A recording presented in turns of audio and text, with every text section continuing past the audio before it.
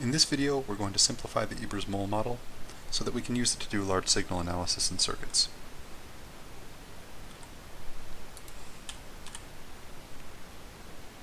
Fortunately, you've seen these simplifications before. I'll redrive each of them quickly though. I'll re-justify each of them quickly though. If we use a switch voltage source model for the diodes in the Ebers-Moll model, then the IR and IF currents are zero in cutoff, which also means that these two current sources aren't conducting any current. And as a result, our model for large signal behavior in cutoff is just an open circuit, where no current flows between base collector and emitter. If we keep using the switch voltage source model, then currents in IR and IF are both big in saturation. And the current sources will change the shape of our diode curves a little bit, but who cares if the diode curves are almost vertical anyway. So we replace the two diodes with voltage sources that have values of VBE on and VBC on. Finally, in forward active, the collector voltage is higher than the base voltage, so IR is very small, effectively making this device an open circuit and this device an open circuit, while IF is large. So we keep the two elements that are conducting current, the forward diode and the forward current source, and we remove the reverse diode and the reverse current source, which are conducting almost no current in forward active. I need to add one pedantic aside about the bias conditions that led to forward active. I said that the collector was above the emitter, but it doesn't actually need to be above the emitter in forward active. The collector can be reverse biased as long as VBC is greater than VBC on, which can be true even when the collector dips below the base. However, I find that relation a little awkward to keep track of when I'm designing with BJTs and circuits, because it requires us to measure a voltage referenced against the base, so we're measuring collector base or base collector voltage, while the base is already referenced against the emitter. So we're kind of like switching around what we treat as zero. It might be nice to simplify our model for saturation so that we can reference both the collector and the base against the emitter, which we'll find is grounded in many of the amplifiers that we design.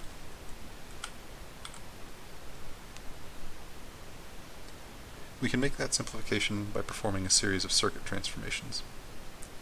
First, we create an imaginary node that has the same potential as the base, right here, by attaching a voltage source VBE on to the emitter. Since voltage sources can pass infinite current, it doesn't matter whether we attach the VBC on voltage source to the place that it used to be on the base, or to this new imaginary node. So we choose to hook it up to the new imaginary node. Then we can take a final step of merging these two voltage sources in series to create a new model with a new parameter VCE sat, where VCE sat is equal to the difference between VBE on and VBC on. So it's going to be a very small voltage source because those two diodes are similar. VCE sat can be useful to us by helping us redefine the conditions that we use to identify saturation. The first condition that we've used to identify saturation, VBE is greater than VBE on, has been pretty easy to keep track of, and that's referenced against the emitter. However, we were complaining about this second condition, VBC is greater than VBC on the previous slide. So we can rewrite VBC in terms of the base emitter and the collector emitter voltage. You can do that with a KVL loop, or I like the mnemonic where BE minus CE has to be the same as BC because like the letters cancel out.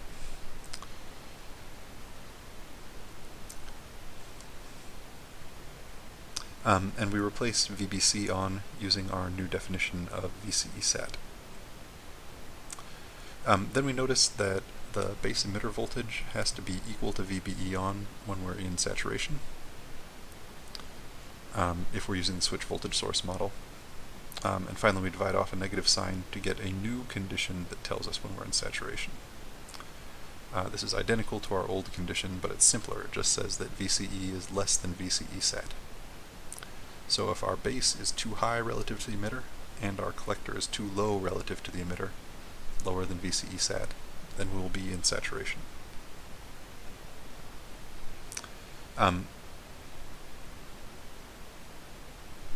Finally, a quick note, I call this type of model a U model, which isn't its official name. It's technically the beginning of something called a hybrid pi model, which we'll see more about later.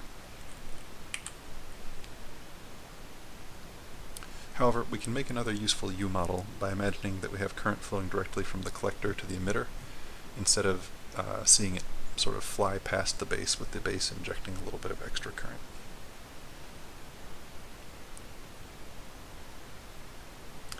We can describe this transformation using a little bit of algebra in the middle of this slide. We could also draw a circuit model similar to the last page, where we add some fake current sources and then cancel them out. But we opted for algebra here. We start by noting that alpha is defined as the ratio of IC to IE, and also that IE is equal to IC plus IB. So by substituting these two together, we put IC plus IB into the definition of alpha, we can now rearrange our equation to find the ratio of IC to IB, which is equal to alpha over 1 minus alpha, after a little bit of algebraic massaging. And we've defined that quantity alpha over 1 minus alpha as beta, because it's going to be quite important and we're going to use it over and over again. Beta tends to range from 100 to 300, so it's generally quite large for well-designed BJTs. We can use this relation to draw a U model, where we have the same base current flowing from the base to the emitter, but instead of providing the rest of the emitter current by adding it to the base current, we instead imagine the rest of the current flowing directly from the collector to the emitter, and use our new ratio of IC to IB in order to calculate how big that collector current is. So we say that IC is equal to beta times IB. This model will give us exactly the same terminal currents as the model on the left, but it reveals something really important. The BJT has a current gain that is linear even in the large signal model. And that's remarkable in a transistor, which is a wildly nonlinear device, right? We see exponentials relating voltage and current all over transistors, bipolar junction transistors. So this true linear relationship will help us a little bit in small signal modeling.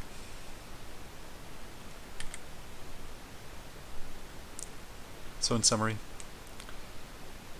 large signal cutoff, saturation, and forward active models are special cases of Eber-Mol, with some diodes on or off. A U model of saturation shows that VCE is equal to VCE sat, which in turn tells us that we can identify saturation when VBE is greater than VBE on, and VCE is less than VCE sat. And the U model that we made of the forward active region shows that IC is equal to beta IB, which is a truly linear current gain relationship even in the large signal model.